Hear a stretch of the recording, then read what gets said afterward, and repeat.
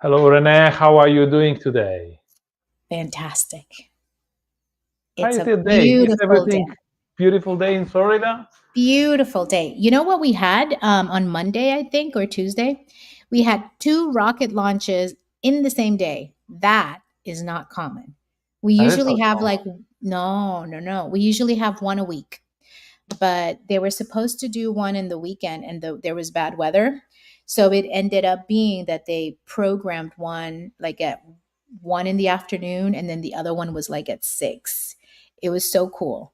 Um, Yeah, because normally I remember that it was always like people were getting ready for the uh-huh. launch, but it never hmm happened. But this time it's the hmm other way around. People were getting ready for the launch, and two of them happened. That's Yes, pretty yes. neat. It's very cool.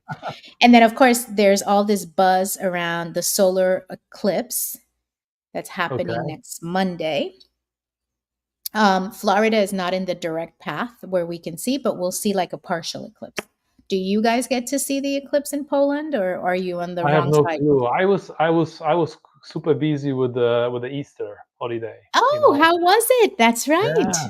You're a we big have celeb. we have Yes. uh, we have a lot of in Poland is a very big exercise, and hmm especially in my family, I think that hmm was the first time, Renee, the first time really that I had big family gathering after COVID. Okay. Even for Christmas last year and hmm the Easter the year before, hmm I think a lot of people within the family felt like you should not meet because there were too many, like flu or hmm COVID or whatever, and people were kind of still concerned about what's going on. And this year, I was really surprised because hmm we had a full house, so everybody showed up, and it's for the first time. I had to be careful with myself because I had this kind of a little surgery 3 weeks ago. Yes. Exactly 3 weeks ago. So I had to sit at the table a little bit and then go away and then sit at the table again, and it was like uh, different than usual. But yes, but today it's a big win because I went to the doctor and everything is moving very very smoothly. I can now start driving a car on my own. I know, I know. It's a big deal. It's a big deal. It's so hard when you can't drive yourself, right? You kind of have to I'll depend be on somebody independent. else. I'll be Yes. independent again, which is really great. Which is You're really 16. great. Well, actually, what's the legal driving age in Poland? 18. Oh, really? Yes. Okay, well, then you're 18 again. You can drive on your own. No, it's yeah. It was 17 when I was taking the driver's lessons and the test and everything. But So your my daughter is oldest getting daughter, ready. Hmm? yeah, that's what your oldest daughter should be driving soon, right? She's now fully immersed in or immersed in the final exams for the high school.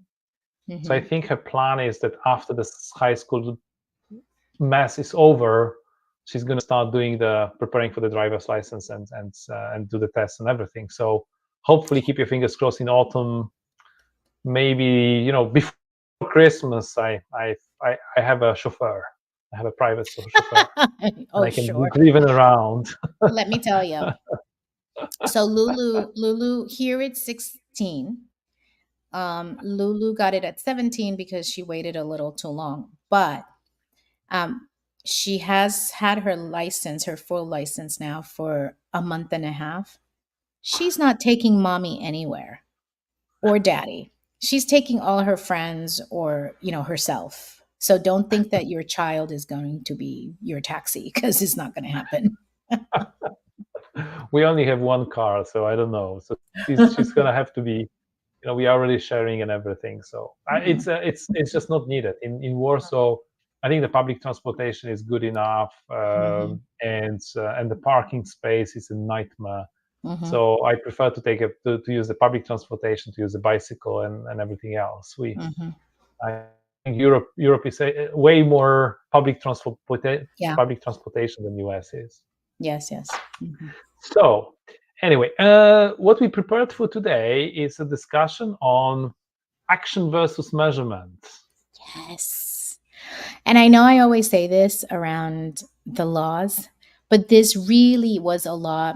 Let's say that I'm not going to use that it's my favorite, right? But it was probably one of the most practical laws that really helped me early on um, be very effective with my time. It's an eye opener, right? Mm-hmm, Once you think about this is a real eye opener. mm-hmm, uh, because how many time you how many times you hear in those meetings like, I'm super busy, I have no time on my calendar, I mm-hmm, cannot but still I cannot get everything done, and mm-hmm. there's so many things that I need to do, and I'm like, oh my god, right? And Yeah. yeah, and then you read the law and you think about this, and suddenly things are you're looking at the things from a completely different perspective, correct? Mm-hmm, mm-hmm, mm-hmm. Yeah. Okay. Yeah. Yeah. So, what is the law? The law Yeah. is the law of priority. Mm-hmm, And the eye opener, in my opinion, is that activity is not an accomplishment. So, mm-hmm, being keeping yourself busy, doing all the work, if it's not really achieving anything, mm-hmm, not worth it. mm-hmm. Yeah. Not worth it. My favorite saying, because I always have my favorite sayings, is activity does not equal productivity, right?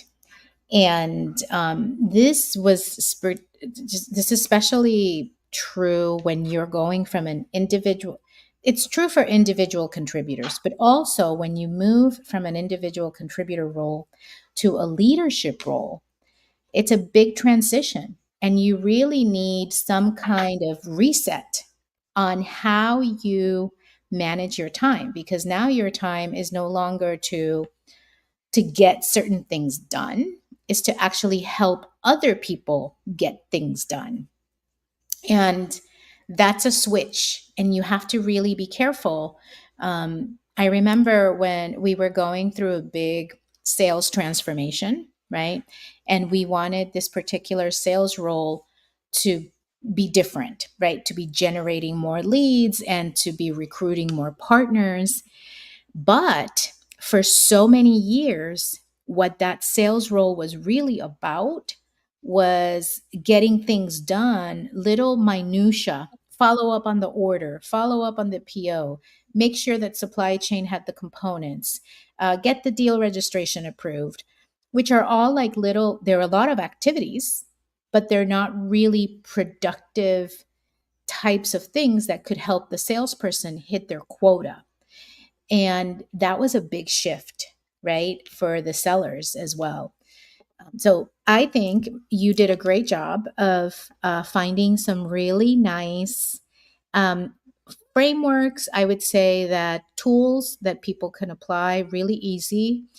I know that some people might think, "Oh, duh, that's common sense." Yeah, but there's so many of us that don't do the common sense things that help us. So I'm excited for you to share the things that you put together. Yes, because I think right now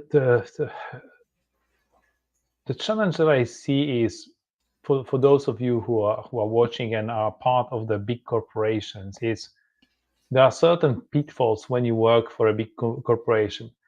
I don't remember exactly who did this, and I should have checked maybe before this event. But I remember there was a study done many years ago that an organization, and that applies to public sector or private sector, doesn't matter. So an organization with more than 100 people Mm-hmm.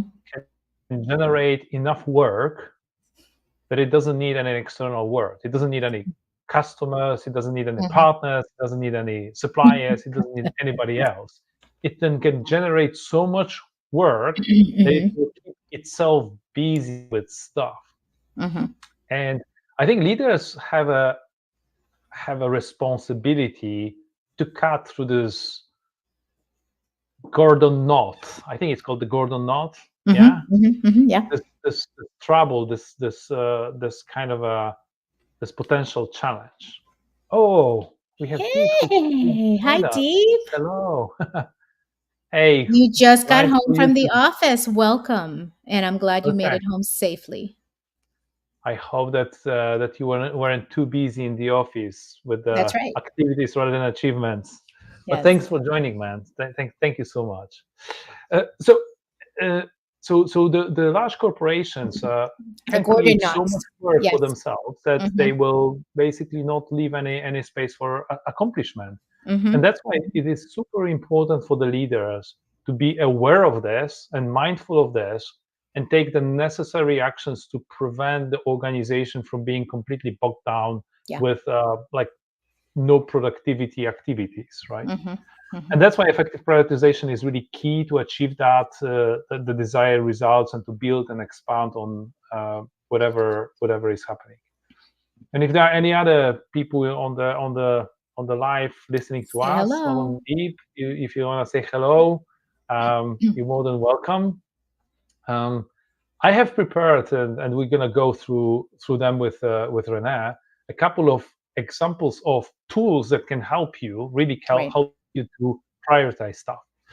And the number one that we're gonna pay a little bit more attention to, it's this Eisenhower matrix. And Eisenhower matrix is coming from Mr. Eisenhower, who was the president of the United States of I know. America. Yes. Mm-hmm. Yes. Um, Here's the concept. Generally speaking, the prioritization exercise uh, is talking about any prioritization exercise is about looking at the tasks at hand and trying to classify them to find out what is a priority.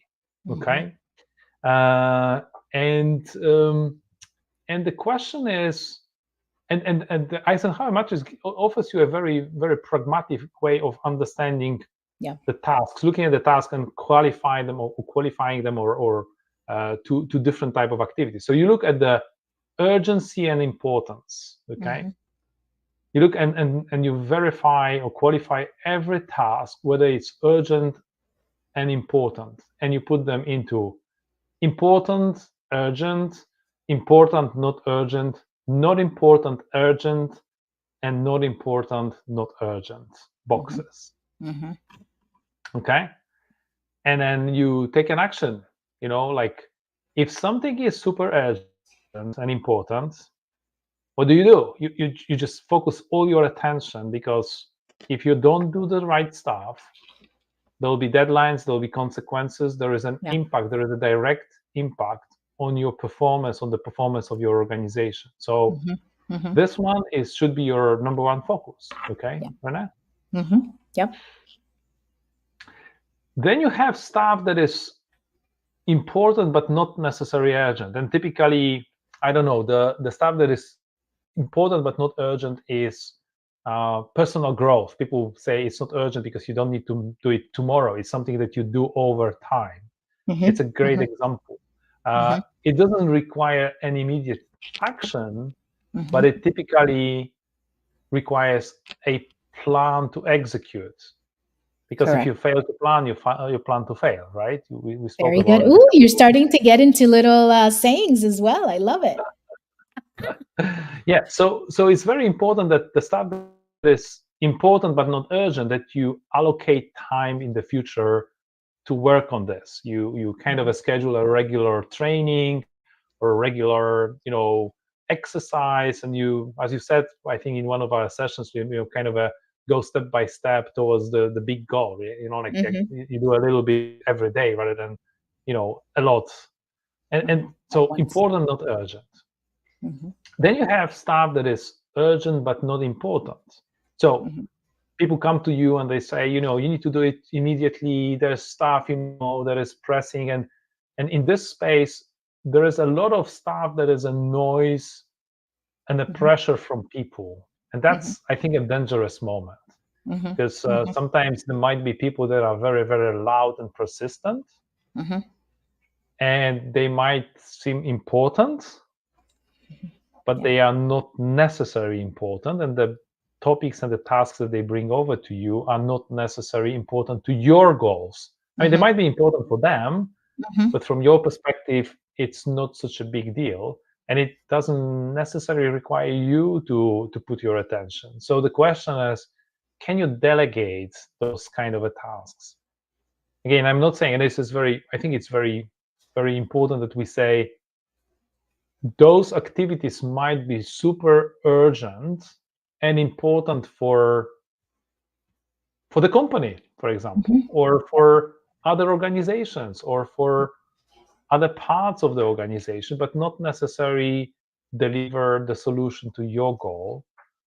And the recommendation is for such activities that are urgent but not important, you try to put them into somebody else's hands. Mhm. Sometimes that means in the hands of a person that is kind of coming to you and shouting a lot, to be honest. Yeah. Yeah. But you said something very important on this one, and I'm going to reiterate it in case people missed it.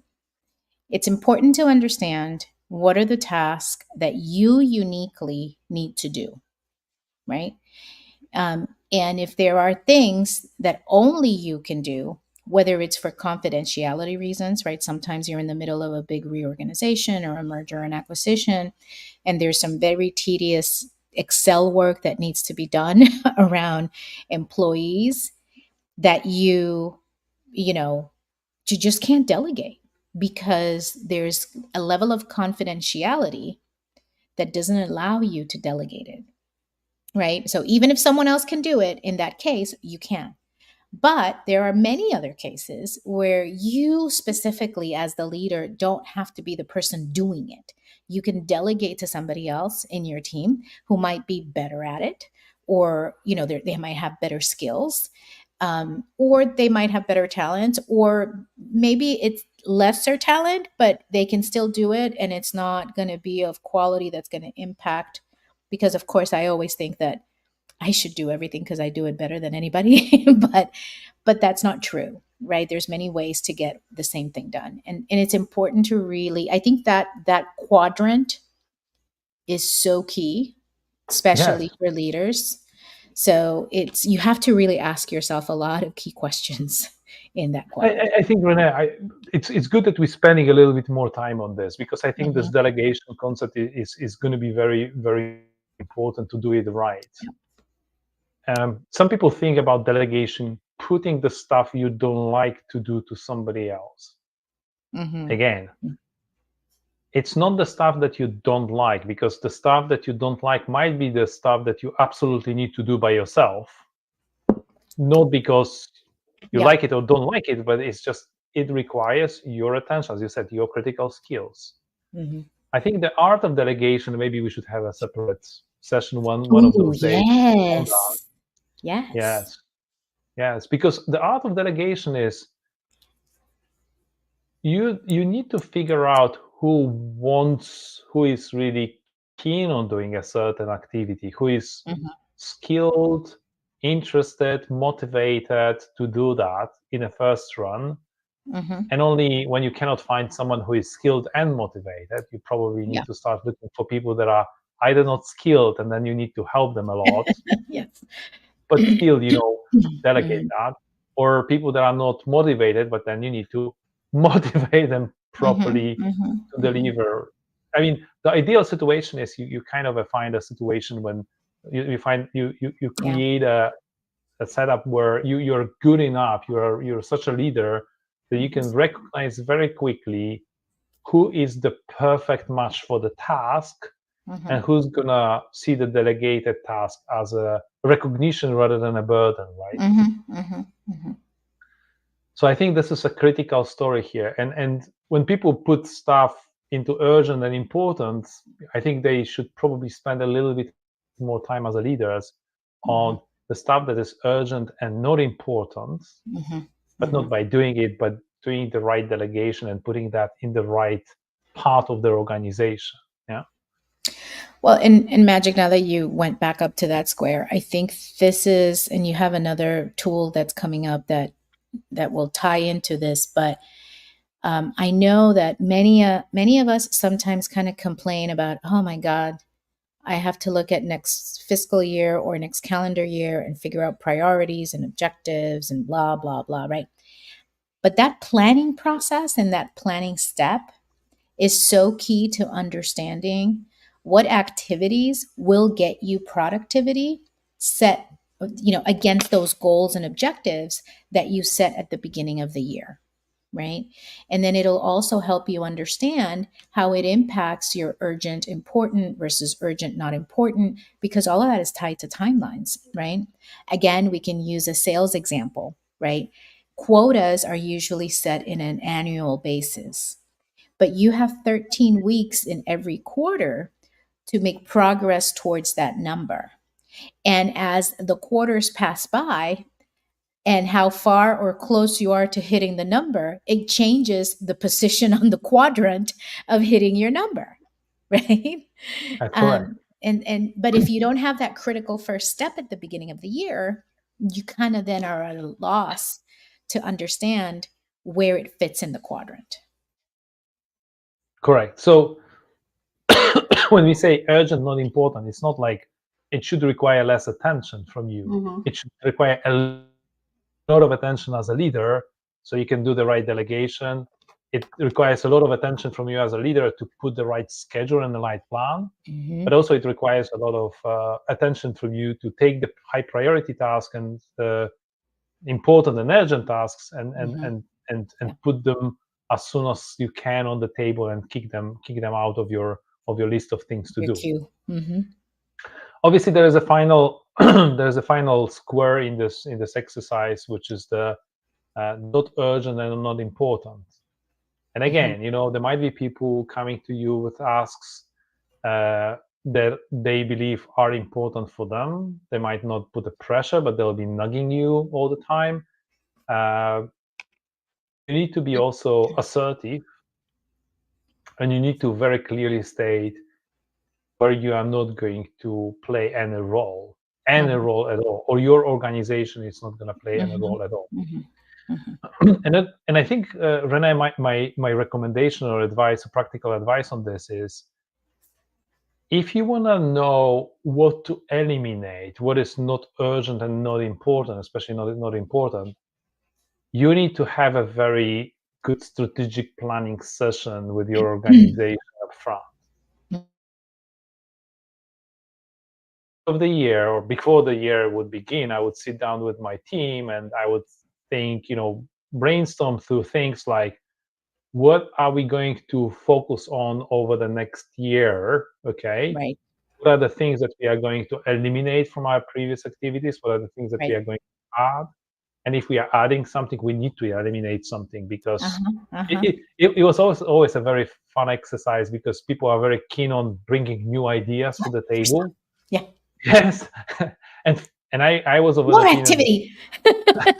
and I Yes. was always of an opinion that if you bring a new idea to Mm-hmm. the table, you need to also decide which idea from the ones that we already have on the table we're going to You drop stop off. doing. Mm-hmm. Yeah. Mm-hmm. What are Mm-hmm. we going to stop doing? Okay. Just Mm-hmm. to make sure that we are not going to get bogged down, because I mean, again, Yeah. you can kill yourself jumping from one exercise to the other. Mm-hmm. So this elimination exercise, I think, it's much easier if you have the session with your organization, with your Yeah. team, also with your boss, and you agree what is the strategy, because that will help you to very quickly assess Mm-hmm. what is important and what is not important. Mm-hmm. Okay. Yeah. Well, and what I love about this quadrant and the point that you just made is also another key leadership planning activity, which is around vision and mission, right? Yes. A lot of people, and I started my clean canvas not too long ago, right? And I have some folks in the team, they're like, oh my God, Renee, why do we have to do this exercise, right? We know why we're here. And I'm like, no, right? Because for us to be able to understand what's not urgent, not important, so that we can eliminate it, we have to have clarity on what's our vision, and then what's our mission, what's our long-term vision, and then what's our mission for the next 12 months. And this is no different in corporate, right? You just talked about it 2 seconds ago when you said, should my team be the one doing it? Right. Yeah. Because sometimes we used to run into this a lot, right? The business unit would want to take over and do certain things. Listen, the business unit should be doing product research and development and building great products. They should not be sticking their noses in marketing or in Yeah. selling, right? That is not their lane. That is not their swim lane. Not because I say so, because years of organizational theory and research says so, right? You need clear lines of roles and responsibilities for the organization to function well. And so that's also important. Vision and mission, understanding what's in your lane, if you're a BU versus sales versus finance versus HR, very important to figuring out what you eliminate and what you say no to. Yes. And then, having this session with your team and with your boss allows you to build a plan. And Mhm. the last exercise that we've done, Renee, if you remember, was the 9 boxes, right? Mhm. The nine Mhm. boxes exercise. And Yep. my message was very clear. If something can fit within the 9 boxes, there were like 9 3 by 3, Right. kind Right. of a For the matrix of audience. activities that Mhm. we are going to do for the year, Mhm. 9 big initiatives that we wanted to drive across the larger organization. Mhm. So if you fit within one of the 9 boxes, we're gonna support you. If you Yeah. don't, you need to find another and someone else to Yeah. to to to give you a hand, or you modify your approach so you support one of the 9 boxes. And that Mhm. helped very quickly, for me at least, to push back a number of things, because every time somebody, even more senior, would come to me and say, hey, Yeah. you should be Say doing that, I this. would say, like, hey, Mhm. we agreed on the 9 boxes, Mhm. okay, Yeah. this is our plan, and this doesn't happen to fit within the plan. We can Mhm. rework the plan, but then you just Mhm. signed off on this, so we shouldn't be arguing about it. Mhm. Mhm. Yeah. So elimination, again, each and every one of those boxes is an important box to think about Mhm. as a leader. Mhm. Mhm. It's just that importance is related to the task and how you qualify it, but you need to pay attention to each and every one of those quadrants, Mhm. even to the one that says eliminate, because you need to be very clear on what you're eliminating and Right. how, and what is the reason. Okay. If there are any questions, Pop them in deep, or or anybody, examples. Yeah. or examples that you want to drop in for this, we Mhm. welcome that. If you want to discuss it after the session, please feel free to reach out to Renee or myself. We always happy to take your advice and the recommendations. Mhm. Other tools. There's a plenty of other tools to help you prioritize. Yes. The most popular, I think, is the Pareto principle, and it's Yes. 80/20 rule. Correct, Rana? Yeah, one of my absolute favorites. Although I do use Pareto a lot, not necessarily for priorities in terms of task, but for example, if you're doing market segmentation, if you're doing benefit distribution to partners, if you're looking at your sales funnel, you want to really apply some of these Pareto principle, or you want to apply the Pareto principle to understand where you focus, right? Because you want to get the highest return on your time. For me, Pareto is a great tool for elimination of noise. Hmm. Okay, because really a lot of input and the discussions, people in the discussions, people many times bring you a lot of corner cases. And there are tons Yeah, of corner that's cases, right. but there are many of them, but the impact and the actually, um, they are the outliers. Okay, Hmm. Hmm. there are many, Hmm. many, many outliers from the general population. That Yeah. is that this 20% of activities that are really or examples that are really responsible for 80% of the outcome. So Hmm. everything. I mean, everybody can find a corner case for everything. Okay, Right. and you can always find a reason or an example that doesn't fit the mainstream. Hmm. It's just that it's not necessarily something that we are going to build your strategy around. I'm sorry. Yeah. Well, and this is important because again, you and I come from companies that have a lot of engineers in them, right? And engineers want everything to be perfect. They want to, they want it to be Six Sigma six, right? And that's not everything needs to be Six Sigma, right? Of course, if you're talking about a plane, So, Boeing has been in the news lately. They've had a lot of quality control issues, a lot of accidents on air, doors flying off, right? When there's human life in the mix, you want to think of every corner case because you want to eliminate as much risk as possible. But in a lot of other areas that we, when you start building a promotion program, or you start, it's not going to fit a training program. It's not going to fit everybody. But their lives are not at stake either. So you really can make a decision that really fits most of the cases, most of the use cases. And then, if the corner case comes up, then you address it then, right? Or you decide, hey, that's outside of our scope. But yeah, I love this principle. 80/20 rule is a great one. Time blocking is another Oof, example of a yes. great way of prioritizing. Hmm. And especially when you are talking about the scheduling, Right. I was always a very keen. I was always very keen on time blocking. I still do that. I do too. A block, in advance into Yep. your Calendar.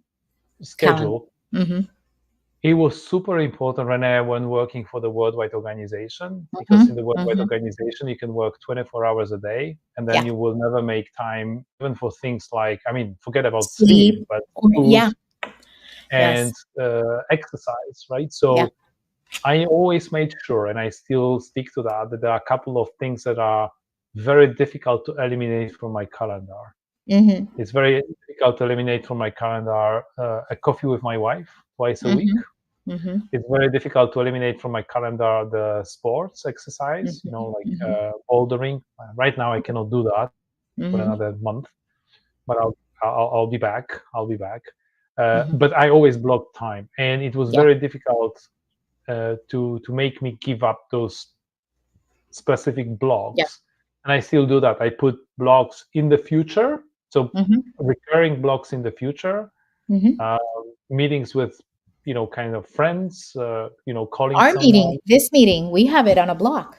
Yes, we have it on the Our block. lives. Yeah.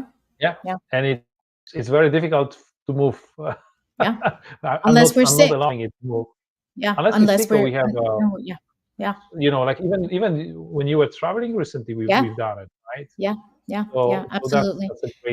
that's a great way of kind of managing your time, the schedule, the kind of a Hmm. second the upper right corner uh, quadrant. Hmm. The Ivy Lee method is maybe a little bit less No. popular, but some people find it Hmm. very, very productive. At the end Hmm. of each workday, you basically write down all the important stuff that needs to be done for the next day. And then the next day, you start the day with those activities. Okay. So you Yeah. kind of a prepare time and you make the decisions based on the whole day, what was super important. And it helps you Hmm. also to kind of step away as well because you park those things, you know that you're going to come back to them, and you schedule them. So that's a really good tool. um, OKR, it's a certain goal setting framework that is helping you to define and track objectives and outcomes, so offectives and key results. It's a Yep. framework. Again, something that if anybody is interested, we can have an offline conversation about Hmm. this. uh, and the last one that I was thinking about is this action priority matrix. When you basically it's a little bit similar to the Eisenhower Eisenhower. matrix. Hmm. Hmm. It shows you what are the quick wins, the major projects, and fill-ins. Okay, so and thankless tasks, which Hmm. means that you classify things into high impacts and low effort. So quick Hmm. wins, low hanging fruits. Many Yeah. times it's good to have that because you can kick off very quickly. Like I take them off the list, and they have a high impact on you. Uh, it's a good idea, but could be a trap for a Hmm. lot of corporations. Hmm. Because frankly Hmm. saying, a lot of at least in my experience, Rene, too many senior leaders always wanted to have a quick win done, Yeah. and we never went to a high impact, high effort activities, which is major Hmm. projects. So Hmm. everybody was always looking for a quick wins. How can we Yeah. close the quarter quickly? which made us sacrifice some of the strategic choices that we Right. had to make. Right. Um, Well, and interesting, right? Because each time we do a quick win or we check something off the list or whatever, you get a little dopamine shot, right? When I'm coaching people, I tell them a lot. Are you doing the to do because you have to do it, or because you're addicted? Are you doing all these activities because you're addicted to the dopamine shot? Right. And sometimes some people will create work or create drama or create priorities out of nowhere because they're addicted to that dopamine shot. And this applies to leaders, right? They're addicted to the quick hit, the quick sales spike. Oh, let's run a fire sale. Let's run this SKU, for this amount of time on a specific, low price or whatever. And great, you see a big spike, but in the end, it didn't help you with your year end achievement of making whatever number because it wasn't sustainable. It wasn't done in a way that, you could really make it consistent or repeatable. And that's why I think the action priority matrix is tricky because some people get addicted to checking things off very short term, right? yes, and that's why, again, when you make an exercise of Mm-hmm. action priority metrics, you need to make sure that you not only focus on one, which is quick Yeah. wins, but you also identify the Yeah. major projects, which is a high impact, high effort exercise, and Mm-hmm. you actually allocate time to do that. Mm-hmm. Mm-hmm. You look at the low impact, low effort fill-ins and thankless tasks, low impact, high effort, Mm-hmm. and you also apply the right amount of time to Yeah. those activities. See whether there is anything that you can delegate or Yeah. eliminate Yeah. uh, Or automate magic, right? It's or like your automate. bills. Your But bills. Yeah. it's Like sometimes, delegation. It's just yeah, you delegate it to to the someone. automation, right? To the auto pay. Exactly. Yeah. I remember when auto pay first became a thing, right? I was very doubtful and fearful that is my payment really going to get there? Right. I mean, this was 20 years ago. And then when we lived in Costa Rica for 3 years, there was no auto pay. Costa Rica at the time didn't have that. So my husband had to go to the bank and pay for water and light and cable. It was such a huge time sink because what used to be something automatic in the US now took at least an hour every month. So those are things that had real impact and things that have improved our life in many ways. And I think, again, we have this endless discussion around AI and how AI is going to help or hurt the workforce and workers. Is it going to eliminate jobs or is it going to make people more effective? It's a little bit of both, right? But you're the AI expert. So, My position. I think yes. it's a great idea, provided it is going to be transparent Hmm. and ethical. If it's transparent and ethical, you guys go and train yourself on AI because it's a big time saver and efficiency Hmm. gain for anyone, individual business would name. Hmm. Hmm. Thank you so much, Renee. Again, we're gonna speak next week. Yes. Thanks for those of you who stayed with us, and for those of you who are watching the replay and staying until the end of the presentation. And we'll speak again next week. Then, You know how to find us. thank you so much. Speak to you later. Bye. Bye. Bye.